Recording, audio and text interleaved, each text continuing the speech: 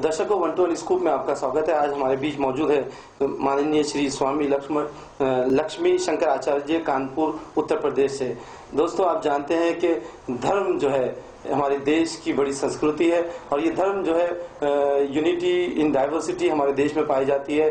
बरसों की सभ्यता संस्कृति जिसने इंसान को चलना सिखाया और मिलजुल कर रहना हमारे देश का इतिहास रहा है। लेकिन हम देखते हैं कि आने वाले दिनों में भी नफरत की आग जो है देश में फैलाई जा रही है और ऐसे लोग भी इस देश में मौजूद हैं जिन्हें नागन भी अगर डस ले तो वो मर जाएगी। लेकिन इसके बावजूद आज देश में ऐसे भी लोग मौजूद हैं जो नागन के उस जहर को मिटाने के लिए मोहब्बत का पैगाम लेकर और देश में धर्म की एकता को लेकर और हिंदू मुस्लिम और तमाम धर्मों के भाईचारे को लेकर काम कर रहे हैं। ऐसे एक्टिविस्ट आज उत्तर प्रदेश से मीलों चलकर हमारे पास आए हैं और भी देश का दौरा कर रहे हैं। तो आइए हम उनसे बात करते हैं और ये जानने की कोशिश करते हैं कि हमारे देश में प्यार मोहब्बत का माहौल कैसा बन पाएगा। स्वामी जी, आपका स्वागत है हमारे 121 स्कूप में। स्वामी जी, ये बताइए कि जो इंसान है आज उसकी बस यही दौड़ है, इस दौड़ के इंसानों की कि तेरी दीवार से ऊंची मेरी दीवार बने, तो आप इसके पीछे क्या रीजन देखते हैं? इसके पीछे धर्म तो कहीं भी नहीं है।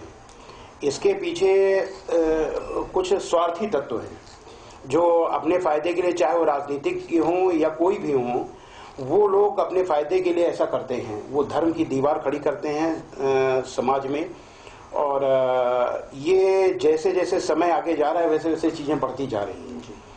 और आज जरूरत है इंसान बनने की। ये बड़े ताज्जुब की बात है कि एक इंसान से कहा जाए कि इंसान बनने की जरूरत है, ये बड़े ताज्जुब बात है। लेकिन ये है कि हमारे चाहे उपनिषद हो या श्रीमद् भगवद गीता हो या मैंने कुरान मजीद भी कई बार पढ़ी, कुरान मजीद हो, सब में इंसानियत पर ही जोर दिया गया है, मानवता पर ही जोर दिया गया है कि लोग पहले मनुष्य बने।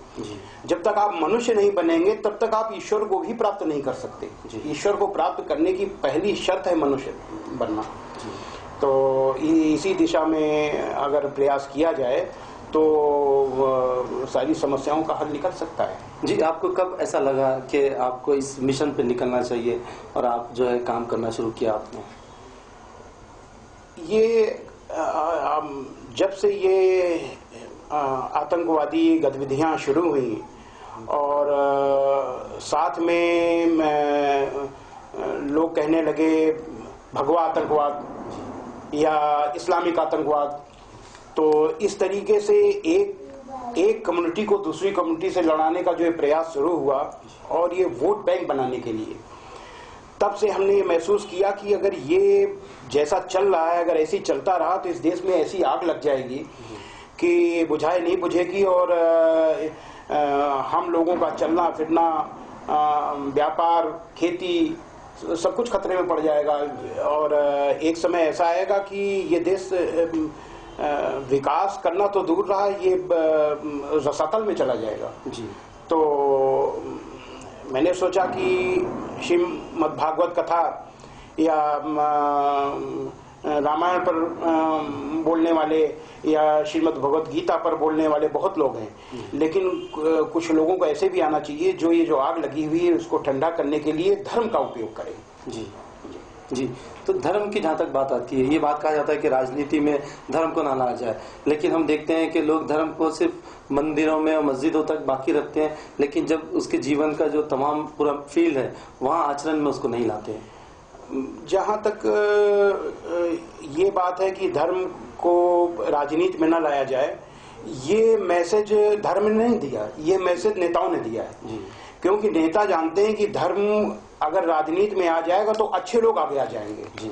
तो जब अच्छे लोग आगे आ जाएंगे तो जनता उनको अपना लेगी, ये जितने भी जो गंदे लोग हैं ये पीछे चले जाएंगे। तो ये अपनी तरफ से मैसेज देते हैं कि धर्म को राजनीति से दूर रहना चाहिए। धर्म के बिना राजनीति जो होती है वो अमर्यादित होती है, वो तो शैतान की राजनीति होती है। वो अच्छी राजनीति, अच्छी राजनीति तभी होगी जो धर्म द्वारा मर्यादित हो। अब पहले कुरान मजीद और जो हजरत मोहम्मद सल्लल्लाहु अलैहि वसल्लम जो इस्लाम के अंतिम पैगंबर हुए, आपके द्वारा जो मर्यादित राजनीति बहुत अच्छी थी, वो उसका आज भी उदाहरण कोई नहीं है। जो सनातन वैदिक धर्म में जो बड़े बड़े ऋषि मुनि हुए और जो उन लोगों ने मर्यादित तरीके से जो राजनीति करवाई, उसका कोई जो है बराबरी नहीं है। तो ये सारी खराबियां तब आई जब राजनीति से धर्म दूर हो गया। जो आप देश की जनता को देखते हैं कि आज उनको किसी ने कहा कि जर्द जर्द चेहरे हैं, जख्म दिल के गहरे हैं, वो तसल्ली देते हैं जख्म पर नमक रखकर, कैसी है मसीहाई। तो देश के जो नेता है देश को किधर ले जा रहे हैं? देश के नेता तो देश को मिट्टी में मिला देना चाहते हैं। ये जो बड़े ऊंचे ऊंचे आदर्शों की बात करते हैं, चाहे पहले हो या आज हो, या जो नए लोग आ रहे हैं जो अपने को नैतिकता का जो है झंडा बरदार बता रहे हैं, ये सारे के सारे लोग अपने स्वार्थ के लिए तोड़फोड़ में लगे हुए हैं। ये कहते कुछ है, करते कुछ है। और धर्म जो होता है वो कहता है कि जो कहो वो करो। धर्म में छल कपट ये सब चीजें, ईर्ष्या द्वेष, ये है ही नहीं धर्म में। तो अगर धर्म को सामने ले आया जाए तो छल कपट ईर्ष्या द्वेष अगर समाप्त हो जाएगा तो ये जितनी ये चीजें हैं एक दूसरे को लड़ाने वाली, ये खत्म हो जाएंगी। तो जो लोग दावा कर रहे हैं कि हम अब नए मसीहा हैं जी, अभी हाल में एक नए मसीहा आ गए जी, तो ये सारे के सारे लोग केवल वोट के लिए कर रहे हैं, इनमें सच्चाई नहीं है, सच्चाई से कोसों दूर हैं ये लोग। नैतिकता की आपने बात की, तो हम देखते हैं समाज में मूल्यों की जिस तरह से गिरावट आ रही है। अगर हम माता पिता और उनके बच्चों के रिश्तों को देखते हैं और उसके साथ साथ हम पड़ोसी से पड़ोसी का रिश्ता देखते हैं, तो आप क्या देखते हैं कि इसके पीछे क्या कारण हो सकते हैं? मैंने पहले बताया कि सारी समस्याओं की जड़ है कि समाज धर्म से दूर हो रहा है जी। समाज आज भौतिकतावादी हो रहा है। भौतिकतावादी होने की वजह से अर्थयुग आ गया है। हर व्यक्ति हर चीज को, चाहे धर्म हो, चाहे राजनीति हो, चाहे सामाजिक कार्य हो, उसको अर्थ से जोड़ रहा है, पैसे से जोड़ रहा है। तो इसकी वजह से ही ये जो स्वार्थ की भावना आ गई है, स्वार्थ की भावना ही जो है ये सारी समस्या पैदा कर रही है जी। आप देखते हैं देश में जो क्राइम है बहुत तेजी से बढ़ रहा है। सिर्फ देश की बात नहीं, पूरी दुनिया को हम देखते हैं कि अमन चैन सुकून उसका छीना जा रहा है। और क्राइम्स खासतौर से महिलाओं के प्रति जो क्राइम बढ़ रहे हैं, चाहे वो भ्रूण हत्या का क्राइम हो कि महिला को इस धरती पे आने देना ही नहीं चाहता, इंसान जो मर्द है, पुरुष जो है वो आना देना नहीं चाहता, और उसके साथ साथ दूसरे जो हीनियस क्राइम है बढ़ रहे हैं। तो आप क्या समझते हैं कि पश्चिमी सभ्यताओं का असर है या हम उससे निपटने में नाकाम हो रहे हैं?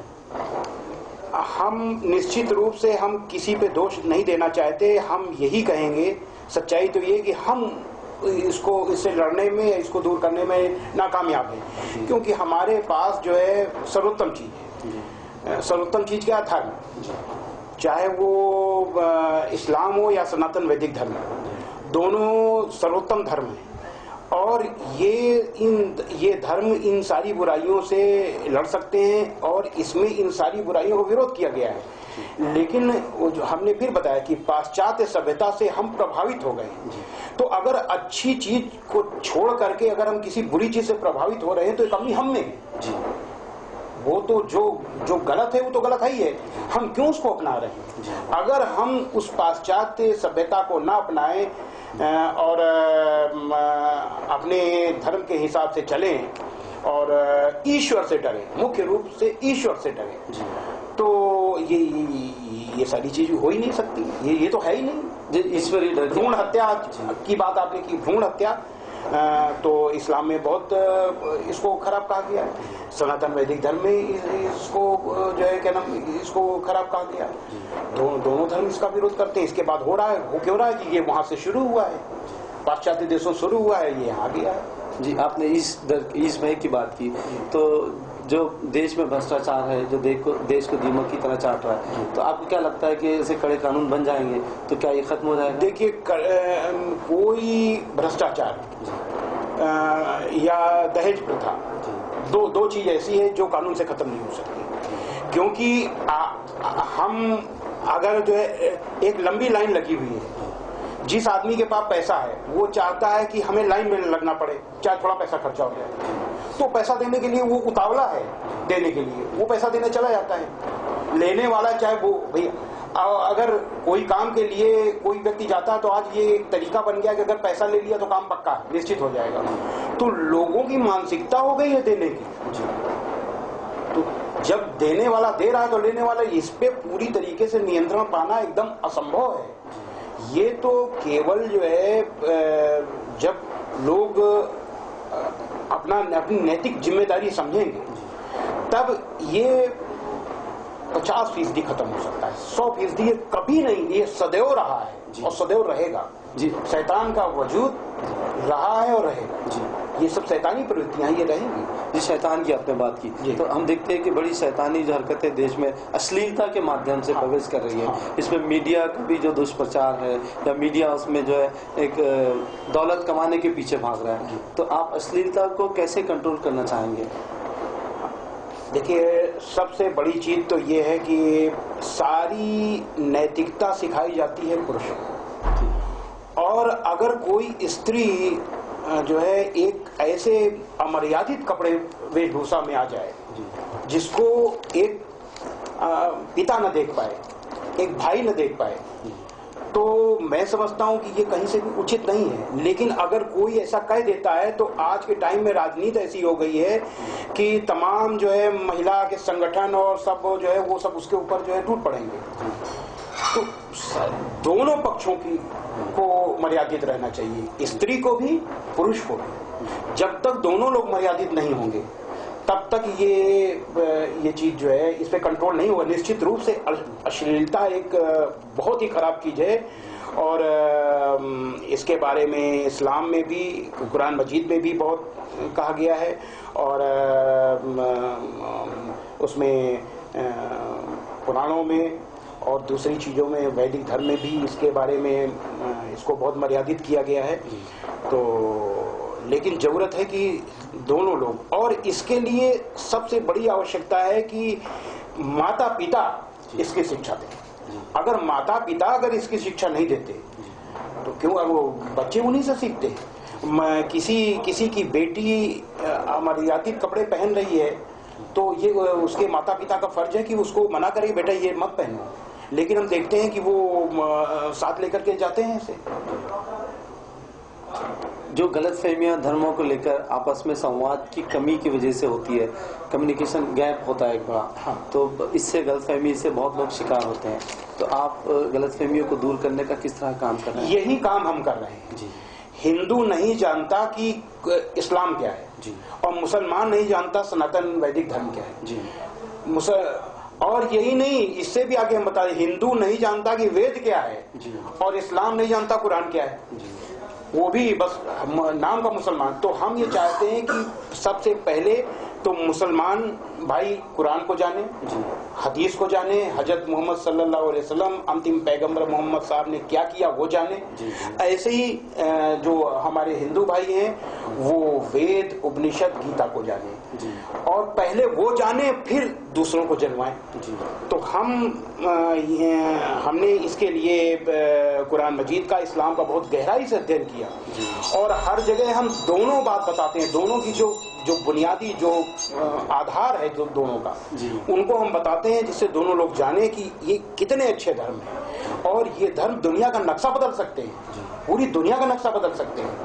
और एक चीज हम ये कहना चाहेंगे कि ये इसमें कोई दो रानी, सत्य को स्वीकार करने में हमें कोई हिचक नहीं है कि मुसलमान कौम एक ऐसी कौम है जो बहुत ही जागरूक कौम, बहुत ही जिंदा कौम है। अगर ये एक हो जाए तो इस देश में बहुत आसानी से परिवर्तन आ सकता है।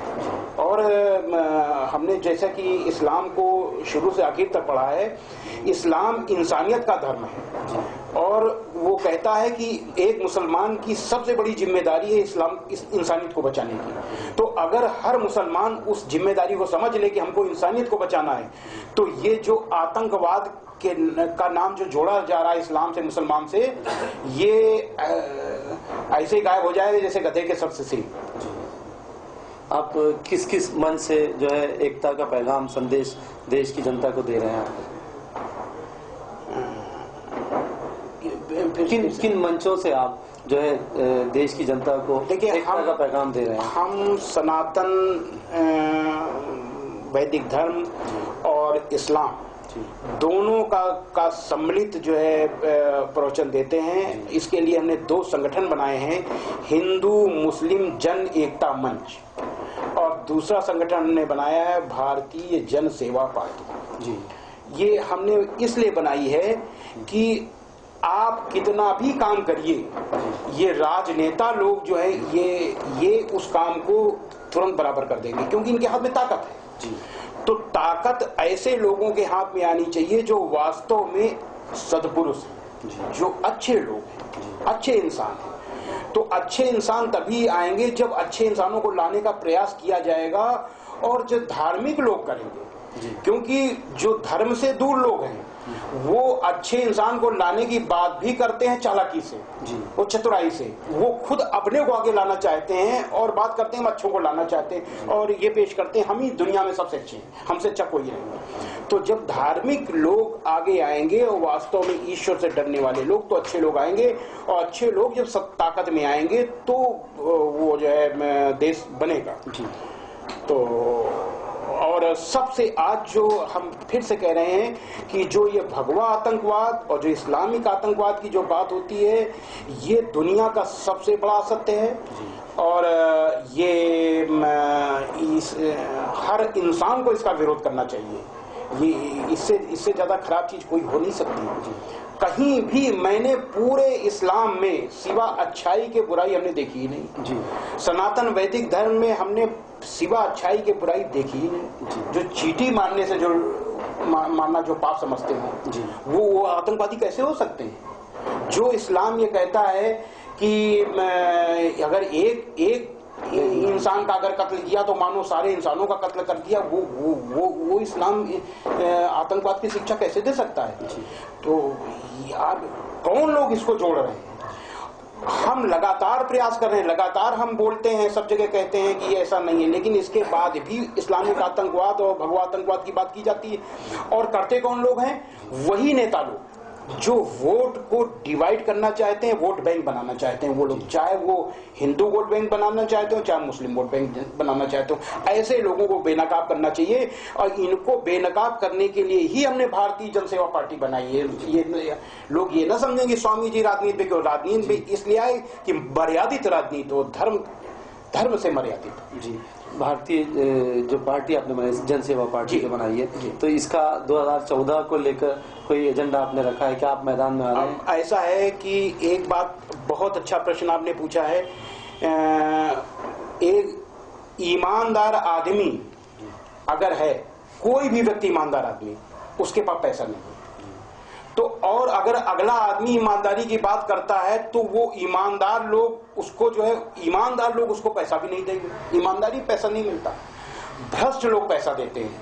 और किसको देते हैं? भ्रष्ट, क्योंकि वो जानते हैं वो अगर राजनीति पैसा दे रहे हैं, तो अगर 1 लाख या 10 लाख दे रहे हैं, 1 करोड़ दे रहे हैं, तो जानते हैं इसके बदले हमको इनसे निकालना ही हमारा काम करेगा। तो देने वाला भी भ्रष्ट, लेने वाला भी भ्रष्ट। आज एक नई पार्टी आई, उसने नैतिकता के उच्च मापदंड बनाए और बताया कि हम भ्रष्टाचार को खत्म कर देंगे। हमने सब कुछ जो है 1 नंबर का किया है। 20 करोड़ रुपया, क्या हमें तो आज तक जो है 2 लाख रुपया नहीं मिला। तो ईमानदार आदमी को जल्दी पैसा ही नहीं मिलेगा। हमने पार्टी तो बनाई है, सब जगह कह रहे हैं, सब जो लोग सुन रहे हैं, अच्छे लोगों के पास पैसा नहीं है, लेकिन हम लगातार प्रयास कर रहे हैं। और ईश्वर जब उसके लिए करेगा तो हम निश्चित रूप से उसका सब बनाएंगे। ये सब के लिए पैसा चाहिए, और पैसा ईमानदार आदमी के पास नहीं। देश की जनता ये सोच रही है इस पे कि कत्ल ऐसा हुआ किस्तों में मेरा, कभी बदले खंजर, कभी कातिल बदल गए। तो देश की जनता को आप विश्वास जगाने के लिए, अपनी पार्टी के लिए भी और देश में अमन और सुकून को कायम करने के लिए आप क्या संदेश देना चाहेंगे? पहली चीज तो हम चाहे हिंदू हो चाहे मुसलमान, दोनों को हम ये बताना चाहते हैं कि जो लोग ये कहते हैं कि हम सबसे बड़े आदर्शवादी हैं राजनीति में आकर के, और हम राजनीति में सत्ता के लिए नहीं आए, राजनीति को बदलने आए, सुधारने आए, सत्ता के लिए नहीं सुधारने आए, वो सबसे बड़े 420 है। राजनीति में व्यक्ति आता ही सत्ता के लिए है, तो आजकल ये चल गया कि राजनीति में हम सत्ता के लिए नहीं आए, राजनीति को बदलने आए हैं। ये सबसे बड़े मक्कार लोग हैं, ऐसे लोगों से सावधान रहना चाहिए। और आपको ये देखने की जरूरत है कि सच्चा आदमी कौन है। इस देश में जो है इंसानियत का, गरीबों का, देश का और तमाम चीजों का दर्द लिए हुए बहुत से लोग हैं, लेकिन उनके पास साधन नहीं है, शक्ति नहीं है। ऐसे लोगों को पहचानने की जरूरत है, पहली चीज। दूसरी चीज ये कि अन्ना सहित कई लोगों ने ये कहा कि व्यक्ति को देख करके वोट दीजिए। ये बिल्कुल अव्यवहारिक है।